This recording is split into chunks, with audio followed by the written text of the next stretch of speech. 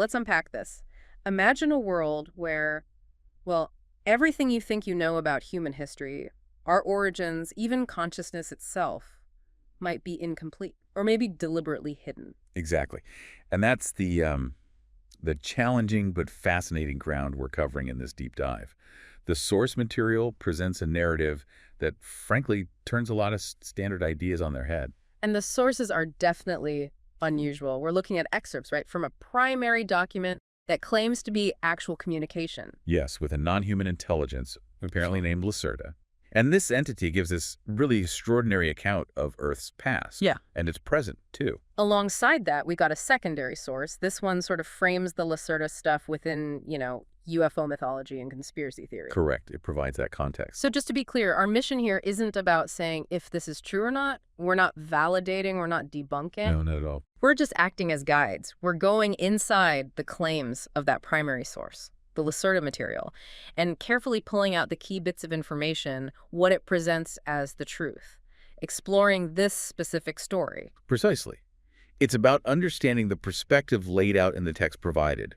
What does this narrative claim? Okay, so diving right in, the first really big claim involves beings you might know from mythology as the Anunnaki. No. According to the source, though, those beings are actually called the Ilugem, and they're not from here. Not from Earth. No, the claim is they're from a star system you call Aldebaran. Aldebaran, okay. And their role here was? Well, the source states they engineered humankind roughly 8,700 years ago. Engineered us. How? By manipulating existing primates on Earth. The stated goal, according to this Lacerta entity, was pretty simple. Create a working species. Like a labor force. Essentially, yeah. Or biological tools. That's the framing. And what were these Ilugem like? The source describes them, right? It does. Tall, fair-skinned, light-haired beings. And their technology was so advanced, so far beyond what early humans could grasp. That they were seen as gods. Exactly. Worshipped as gods. The source even suggests that your creation myths, like, say, the one in the Bible, are basically primitive interpretations of this genetic engineering event. Now, this is where it gets really interesting, and maybe flips the script on some common ideas. Lacerta's view of the Ilugem, it's not positive. No, not benevolent creators at all. The source is very clear. The Ilugem saw early humans as little more than biological tools. And Lacerta's own species. The reptilians, claimed to be the native species of Earth, evolved naturally over millions of years. They apparently observed this genetic tampering by the Ilugem. But couldn't stop it. Their numbers were smaller, according to the text. They couldn't prevent it. And contact since then, between Lacerta's species and the Ilugem. The source says it's been minimal since the Ilugem mostly left, though it does claim the Ilugem pop back in sometimes. To check on their experiment. That's the word used, to check on us. Okay, so that's the alleged origin story. But the source doesn't stop there. It talks about other non-human intelligences, NHIs. Here now. Yes, that's a major part of it. Using that term, NHI, non-human intelligences. And it's not just one group. So besides Lacerta's species. Right. Besides the reptilians who, again, claim to be native, mostly living in vast underground cities. Which the irony there is pretty thick, isn't it? Lacerta points out humans have all these reptilian conspiracy theories, when in this story, they didn't engineer us. The Ilugem did. It's a definite twist in their narrative, yeah.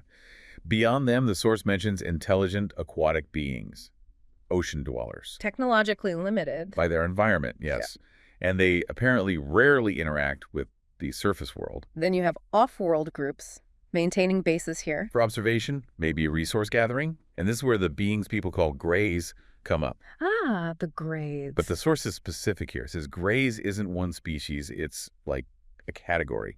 Various biological entities, even artificial ones, working for different off-world factions. All with their own agendas regarding Earth. Seems so. And there's one more mention. Remnants of insectoid beings.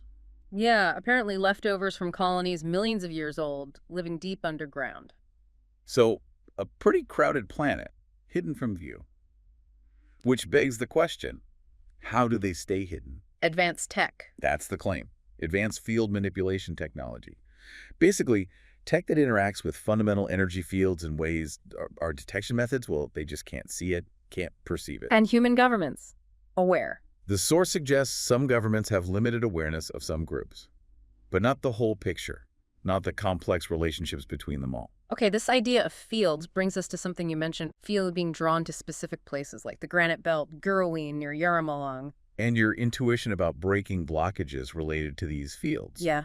Does the source speak to that? It really does, very specifically. It basically confirms that, yes, within this narrative, the locations are significant. Ancient granite formations like those. They act as amplifiers. Natural amplifiers, yes, for specific frequencies in the electromagnetic spectrum. These places correspond to what Lacerta's species calls field nodes, key points in the planet's energy grid. So that feeling, that pull I get. The source suggests it's a kind of vestigial sensitivity, Yeah. like a leftover echo in the human brain, despite the Illogium's alleged engineering. Some part of us can still sense these beneficial fields. Unconsciously, yeah, that's the idea. Which leads to the next point. What are these blockages you mentioned? Right. According to the source, they're not natural. They are artificial blockages, deliberately engineered into the human brain structure By the Illogium. by the Illogium. Okay. So if they're engineered, can they be unengineered? How does the source suggest working with this? It emphasizes specific mental states. Deep meditation is mentioned frequently. But how? What do you do in that state?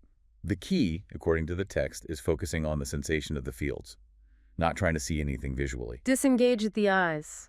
Exactly. Close your eyes. Focus on that feeling of the boundary blurring between you and the environment around you.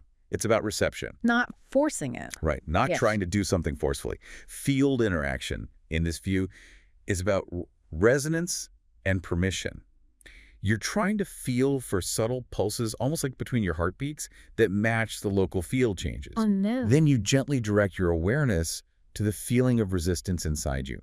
That feeling is the blockage, the source claims, the internal limit. And the location helps amplify this, makes it easier. The granite supposedly stabilizes the field coherence, yes. Makes it clearer, easier to perceive or interact with. So if you feel drawn to a particular spot within one of these granite areas. That's my unconscious detecting optimal conditions. That's the interpretation given, yes. Hmm. Timing is also mentioned as a factor. Oh, like when? Effectiveness is claimed to increase during certain astronomical alignments. Also, times when there were fewer people around. Why fewer people? Human thought fields apparently create interference. That's the claim. And also, the waxing moon phase is suggested as helpful, especially for beginners. The source acknowledges this is all pretty hazy for humans now. It calls our current understanding primitive, yes, and attributes that directly to the engineered condition. It stresses that persistence is really crucial. This connects to other feelings you mentioned, right? That sense of oneness with nature, interest in things like reincarnation, souls. Yes, and the source actually uses those feelings to illustrate its points. That connection to nature, that feeling of oneness. Yeah. The source says that feeling is not part of the Illogium programming. It's actually seen as a partial break in the programming. A break. How so? Because, according to this account, the Illogium specifically engineered humans to feel separate from each other, separate from the environment. Why? Easier to control that way. And it prevents humans from easily detecting their field manipulation tech. If you feel separate, you're less likely to sense the underlying fields connecting everything. And the soul. Reincarnation. What humans call a soul, this source describes as a persistent field configuration. Think of it like a stable energy pattern. Okay. A pattern that lasts. That maintains its coherence, its structure, even after the physical body dies. And this pattern, this field configuration, carries information, imprints. Which can transfer into a new body. Well, that's the concept presented, yes. Influence or transfer into new biological vessels. Reincarnation, basically. And the Illogium tried to stop us knowing this? Allegedly, yes. They tried to sever that understanding of consciousness continuing after death. Why? Because a species that fears death is much, much easier to manipulate and control. But they didn't completely succeed. Apparently not entirely, which is why concepts like reincarnation still pop up in human cultures worldwide. Your own strong interest in this and your attraction to those resonant places. Might mean my field configuration held on to more information. That's what the source suggests, yes. Retained more across lifetimes. And this kind of awareness, this intuitive knowing, is framed as a direct threat to the control mechanisms. Hence, it's often dismissed or ridiculed in mainstream thought. This control. The source talks about it happening over multiple human civilizations, right? Cycles. 7 total cycles, according to this account. Cycles of engineering, civilization developing, and then being reset or manipulated by the Illogium. Can you give us a quick rundown? Sure. The first couple are described as, like, primitive attempts, Failed experiments. The third cycle was more engineered, had the first consciousness limiters put in, but it collapsed when those humans started asking too many questions about their origins. In the fourth cycle, this one sounds important. Very. Around 75,000 years ago, the source claims this one was supposedly the most advanced naturally. They developed matter manipulation, field communication, real sophisticated stuff. Which threatens the illogym control. Directly. That level of awareness and ability couldn't be allowed. So a major reset. Violent. The great flood myths. The source links into that, yes, and claims stellar field manipulations were used to collapse that civilization and wipe the slate clean, erase the knowledge. In cycles 5 and 6. Progressively more controlled. More sophisticated neural inhibitors were apparently engineered in, targeting specific brain areas, like the pineal gland, the limbic system. The illogym learned, the source says, to allow technology to develop. But keep consciousness suppressed. Exactly. Allow analytical thinking, but block deeper awareness. Which brings us to now, the 7th cycle. Started about 8,700 years ago, according to the text. And this one is claimed to be the most thoroughly controlled. The source actually lists 5 specific engineered blockages currently active in humans. Okay, what are they? 1. Segmented communication between the brain hemispheres. 2. Drastically reduced sensory bandwidth, especially our ability to perceive electromagnetic fields directly. 3. Artificial fear responses, hardwired in. Fear responses. Yeah. And 4. Genetic triggers for aggression, specifically towards information that threatens the core programming, like automatically rejecting uncomfortable truths. And the 5th. Limits on temporal perception, how we experience time, all designed for control. You know, you mentioned feeling like humanity is being dumbed down. This source suggests something maybe more subtle. It's less about raw intelligence being reduced and more about these sophisticated control mechanisms. Yeah, we can be highly analytical, build complex things. But our fundamental consciousness, our awareness, is limited. Profoundly limited, according to this view. And the source does acknowledge, yeah, there's a sadness in considering that possibility. As a concrete example of knowledge from a past cycle, the source mentions Easter Island, the Moai statues. Yes, it claims they're artifacts from the 6th civilization cycle, roughly 17,500 years ago. And they weren't just, statues or art. What were they then? Sophisticated resonance devices. They supposedly contained encoded mathematical information about field manipulation. Encoded. In their dimensions, their positioning, even the composition of the materials inside them. They were designed, the source claims, to function as standing wave generators. Generating stable energy fields. Exactly. Through their specific structural resonance.